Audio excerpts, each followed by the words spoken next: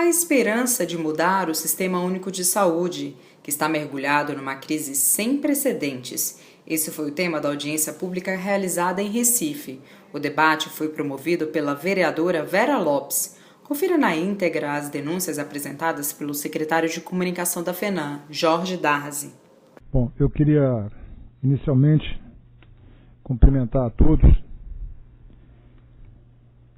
na pessoa da vereadora Vera Lopes. Quero cumprimentar as demais autoridades que fazem parte desta mesa e, ao mesmo tempo, também agradecer a vereadora pelo convite feito à Federação Nacional dos Médicos para participar dessa audiência pública que aborda o tema Sistema Único de Saúde. A Federação Nacional dos Médicos, para quem não conhece, é uma instituição de representação nacional dos médicos, reúne todos os sindicatos médicos do Brasil, então é uma instituição de perfil sindical. Nós já estamos hoje próximo dos 41 anos de existência e eu também tenho a honra de presidir o primeiro sindicato dos médicos do Brasil, que é o Sindicato dos Médicos do Rio de Janeiro, que completa agora em novembro 89 anos de existência, quase um século. Foi onde nasceu o movimento sindical médico. E a partir do Sindicato dos Médicos do Rio de Janeiro, nós chegamos hoje a 53, 54 sindicatos médicos em todo o país. Então, com essas breves palavras, eu tento mostrar a todos o papel da nossa representação. É claro que a sociedade civil organizada ela está organizada de várias formas e outras categorias profissionais estão também igualmente representadas.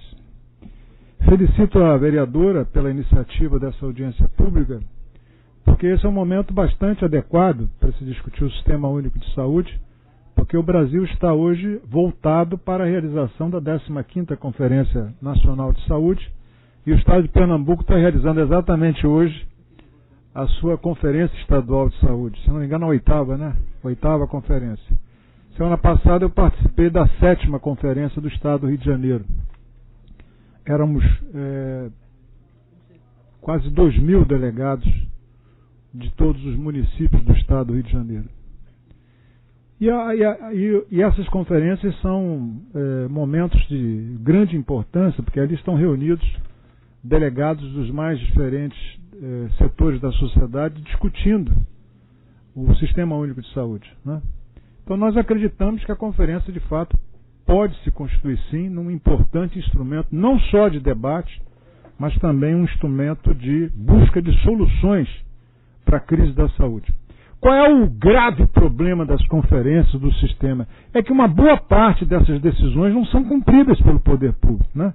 Nós estamos aqui na 8ª e no Rio de Janeiro nós estamos na 7ª, mas eu me recordo que das 7 conferências realizadas no Estado do Rio de Janeiro, com belíssimos relatórios que concluem cada conferência dessa, muito pouca coisa os governos do Estado do Rio de Janeiro cumpriram.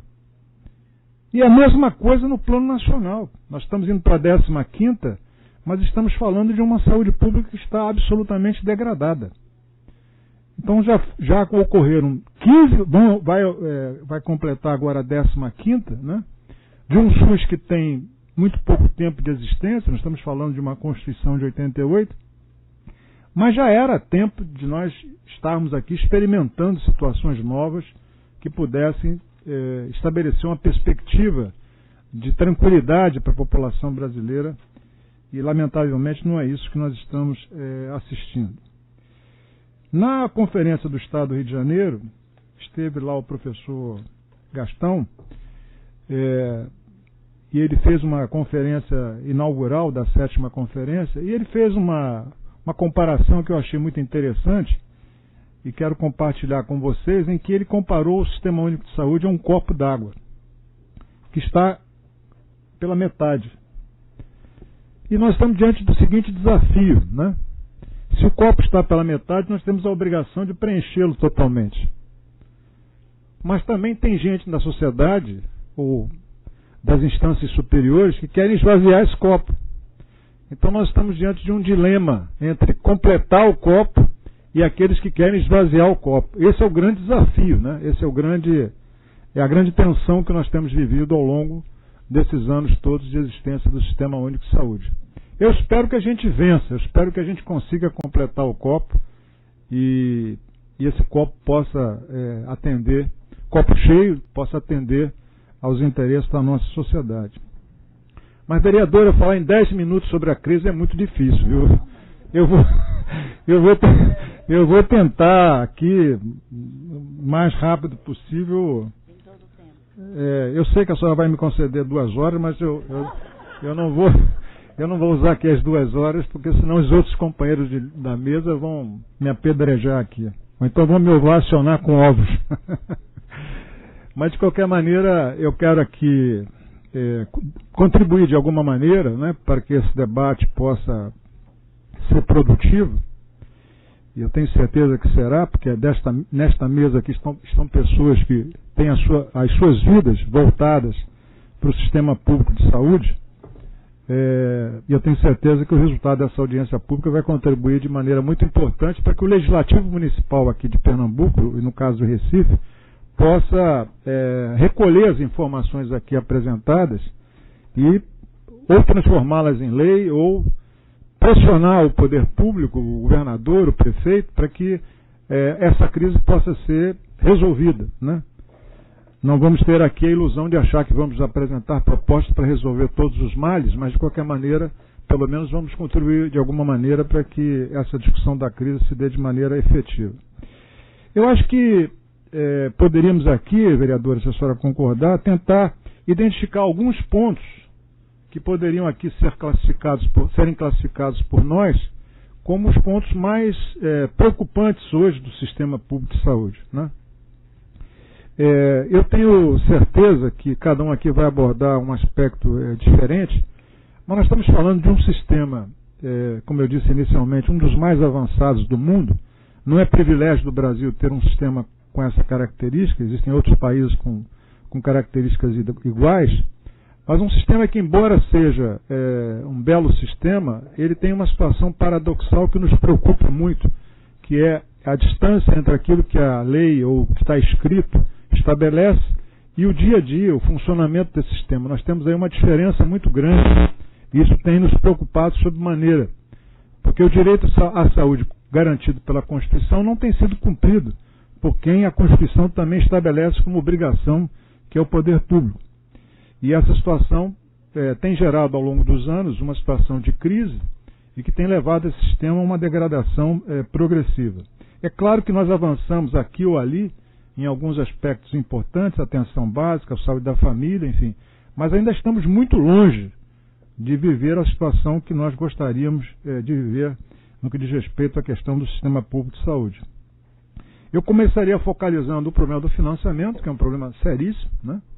A sociedade brasileira já se mobilizou nesse sentido e apresentou um projeto de lei que o Congresso Nacional vem se debruçando sobre ele, que é o Saúde Mais 10, que propôs 10% das receitas brutas para o financiamento da saúde pública, mas projeto hoje, esse que está ameaçado, já foi dilapidado, já foi destruído pelo Executivo, com propostas de emendas que transformaram a receita bruta em receita líquida e não mais os 10%, e sim percentuais diferentes do que foi. E olha que foi um projeto de iniciativa popular com milhões de assinaturas, que caberia ao governo e ao Congresso Nacional respeitar essa iniciativa de ter a sociedade se mobilizada em busca de uma proposta que pudesse trazer um alento à questão do financiamento da saúde pública.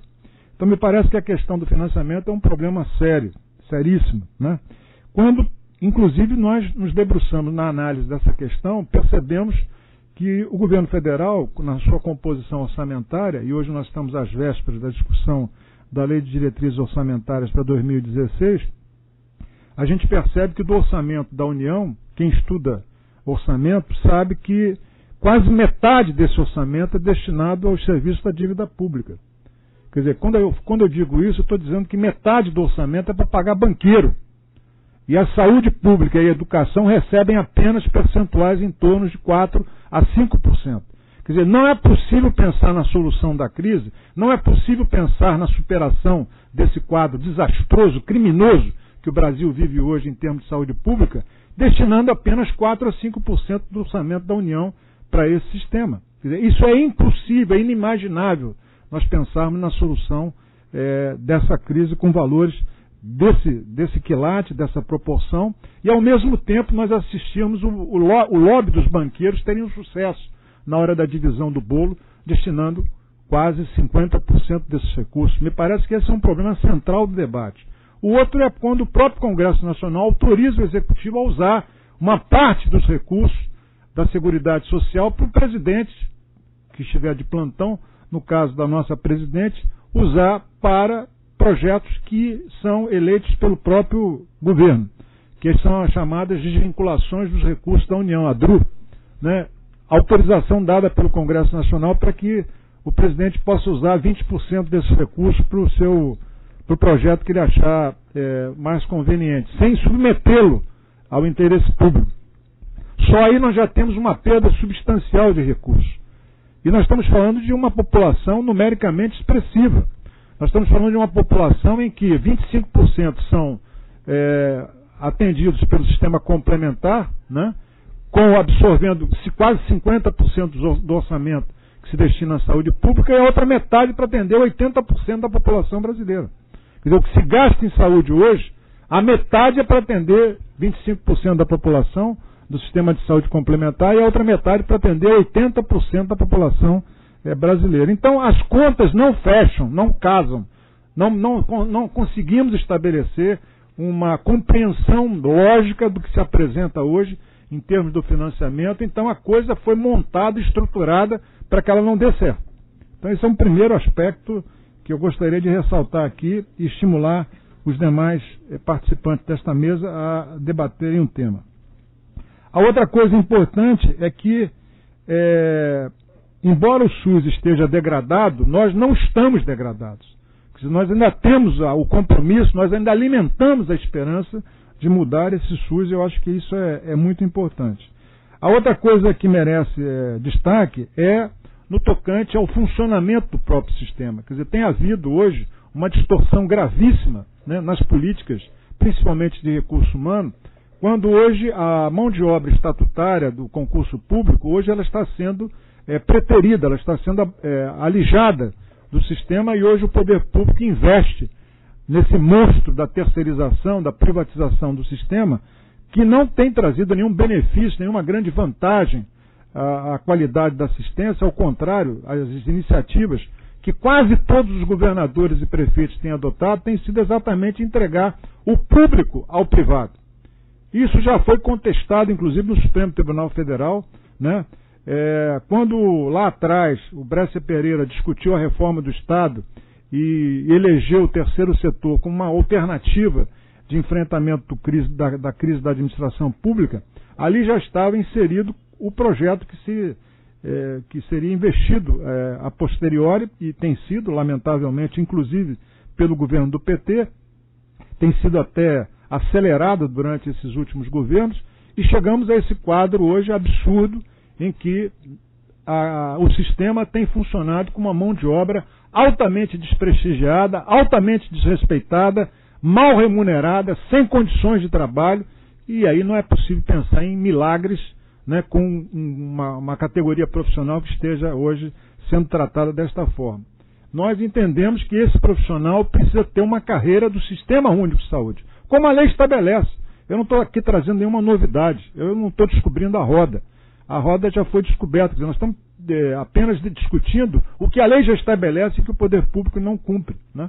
Então eu entendo que a questão da política de recursos humanos ela tem que ser radicalmente mudada, tem que haver um investimento dentro da lógica do sistema que já estabelece na própria legislação, para que esse sistema possa funcionar de maneira adequada e que os profissionais possam, de fato, serem respeitados na sua função principal, que é do atendimento da população, né? Por último, o sistema tem que ser único. Não é possível mais nós pensarmos num sistema onde o governador do Estado tem uma política própria, onde o prefeito tem uma política própria, o Ministério da Saúde tem outra política, e essas coisas não se encaixam, não casam, e esse projeto não consegue se transformar num sistema único. Nós temos que brigar para que o sistema de fato seja único, Nós temos que ter uma carreira única do Sistema Único de Saúde.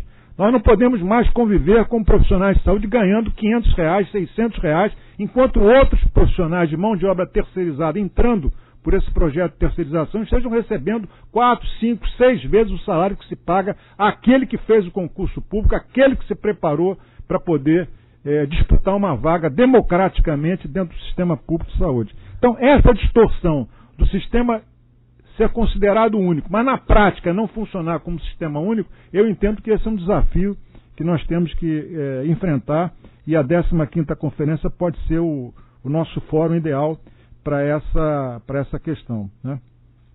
Por último, eu disse que o item anterior era o último, mas eu acrescentaria mais um, e peço aqui à vereadora que me conceda mais alguns minutos, é a questão também da própria legislação, que é o controle social, né? Muitas dessas mazelas poderiam estar sendo enfrentadas, né, se o controle social estivesse de fato exercendo o seu papel de fiscalização. Mas a crise do sistema do controle social é muito grave, né, porque o poder público soube trabalhar ao longo das últimas décadas nessa relação com o controle social. E, lamentavelmente, muitos conselhos, eu não estou falando daqui do estado de Pernambuco, eu estou falando que, de uma forma geral, nós temos observado que os conselhos têm uma forte influência do executivo.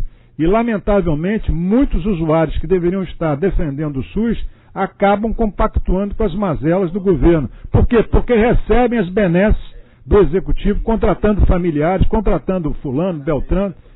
E isso, evidentemente, não contribui para que esse controle social possa ser exercido na sua plenitude. Então, eu entendo que o controle social também, como o sistema está doente, o controle social também está doente. Agora, tem solução, porque isso depende da gente, né? Eu entendo que a Defensoria Pública, o Ministério Público, tem um papel muito importante de cobrar do Conselho o papel que ele tem de fiscalização do sistema, né? No Rio de Janeiro houve até uma iniciativa interessante, onde o Ministério Público começou a chamar alguns conselheiros para perguntar o que eles estavam fazendo diante do que estava sendo aprovado no Conselho Estadual de Saúde. E esses conselheiros tiveram que prestar contas do seu papel enquanto conselheiro. Quer dizer, essa é uma iniciativa que eu entendo pode ser pedagógica, mas nós não queremos resolver o problema dessa forma, sempre utilizando mecanismos dessa natureza. É preciso que a gente escolha melhor a composição dos conselhos e a gente aplique uma vacina onde essas pessoas fiquem imunes a essa abordagem que o executivo geralmente faz junto a cada conselheiro. E isso, eu não estou dizendo que isso seja de todos, tem muita gente digna, muita gente séria que desempenha o seu papel, mas esse é um fato que tem prejudicado e perseguido. Exatamente. Essa questão do controle social me parece que é um outro ponto importante da discussão da crise do sistema. Então, eu queria ficar por aqui, vereadora, porque já ultrapassei muito os 15 minutos, mas dizer que eu tenho esperanças, né? Eu vou usar aquela afirmação do Martin Luther King, que é possível sonhar diferente, né? É preciso a gente ter uma esperança de que a gente possa mudar essa situação. Eu entendo que iniciativas como essa ajudam a gente a pensar diferente, a sonhar diferente. Eu entendo que a conferência hoje estadual possa nos ajudar a sonhar diferente, a pensar diferente. Quer dizer, eu entendo que a gente tem que continuar sonhando e sonhando numa perspectiva de que esse sonho possa se transformar em realidade. Mas para ele se transformar em realidade, nós temos que arregaçar as mangas, unir o que há de melhor na sociedade, junto com o legislativo, para que a gente possa formar essa grande unidade, né, entre a sociedade civil organizada e o legislativo, para que a gente possa pressionar os maus gestores do grave prejuízo que eles têm trazido ao sistema público de saúde. E o prejuízo ao sistema público de saúde significa matar pessoas. É isso que a gente às vezes esquece disso. Muita gente tem perdido a vida por não ter conseguido o tratamento na hora necessária, né? Eu, como médico, o Jordão como médico, nós que somos médicos, nós não fomos preparados para ficar assinando atestado de óbito de gente que morre quando perde a oportunidade do tratamento. Eu me preparei para atender a população da melhor maneira possível, né? E eu quero atender a população da melhor maneira possível. E para eu exigir isso, eu tenho que obrigar o governador, ao prefeito e ao presidente da República a agirem como a lei estabelece, garantindo as condições para o bom atendimento à nossa população. Muito obrigado.